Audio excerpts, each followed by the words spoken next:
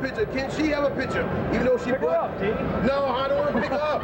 I might have my back. Ready? On our journey through the comic book jungle, guess who we found?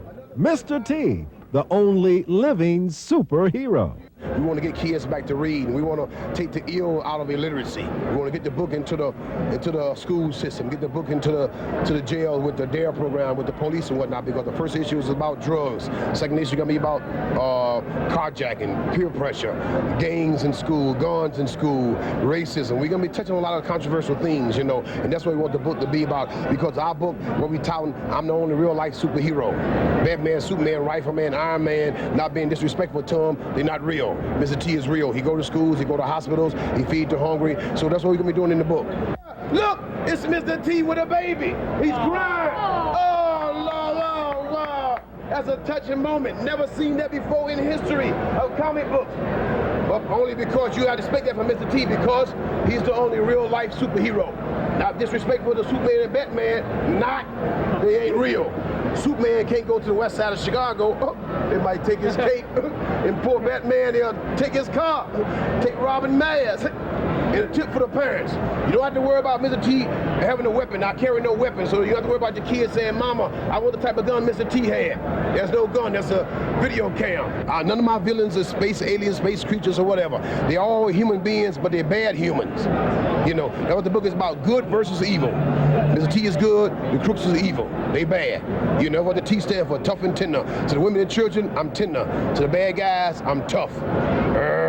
Neil Adams is one of the most well-known artists. He's been around since the 60s, has been one of the pioneers in the development of comic books as an art form, and we were determined that the way we would bring this book to the public would be in the best possible light. My promise is here. You buy this book, and if you don't like it, see me, and I'll personally give your money back. That's how positive we is about the book. I don't want nobody to buy the book and they're not thoroughly entertained with it. So we want to do two things. We want to entertain as well as get a message across. See, one thing about the book, a kid can pick it up and read it again and again. A parent can read it again and again to them. There's good stories in there. That's what we try to do. We take our time with the stories, you know. It's going to be positive. And thank you for your support. Next, we stopped at DC Comic distributed Milestone Media. This New York-based comic book company features multicultural comics. What we are is a multicultural comic book publishing company.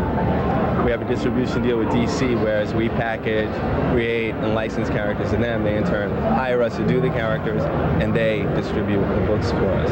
There's Hardware, who's a brilliant engineer who finds out that his boss is corrupt and decides to do something about it. You know, so he uses engineering skills to build a high-tech suit of armor to help him fight his boss, and eventually the scope of his life becomes bigger than just, you know, being mad because his boss is evil, to fighting crime.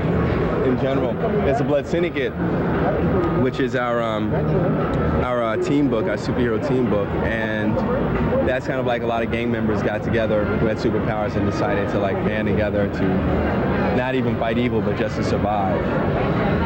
There's Static, who's our 14-year-old high school student, who's a young black male and young black middle-class male who finds himself endowed with the same powers, or powers that he got from the same situation that the Blood Syndicate got their powers from. And his whole book is about responsibility. And you know, when you're young, you make a lot of choices that affect your life forever. And you start defining what's right and what's wrong. The world isn't black and white. And you start making decisions. You know, it's about choices. Static is about choices. And there's Icon, who's our black conservative character in the Clarence Thomas, Booker T. Washington mode. And the co-star of the book, a lady named Rocket, who's a 15-year-old young black female. You know, and she's lower class, lower middle class, and he's very upper middle class, and the book is about the dynamics between those two. It's her book, and she's showing him that he has to come back and help his people. About 15 pages of a great fist fight, and then the writer does 7 pages to make sure there's a real story in there too. I've drawn lots of comics where people are sitting around smoking cigarettes and talking. I don't know. I've never bought a comic book for that. I can watch like Masterpiece Theater for that. We asked the Milestone Group what the difference was between a black superhero and all of the others. The difference, there's not a difference in terms of racial characteristics, but there's importance in having a black hero out there. To say that, because comic book speaks to two things. It speaks to heroism and possibilities. If you don't have black characters out there, if you don't have Asian characters out there, if you don't have Latino characters out there, the possibilities of a hero are limited.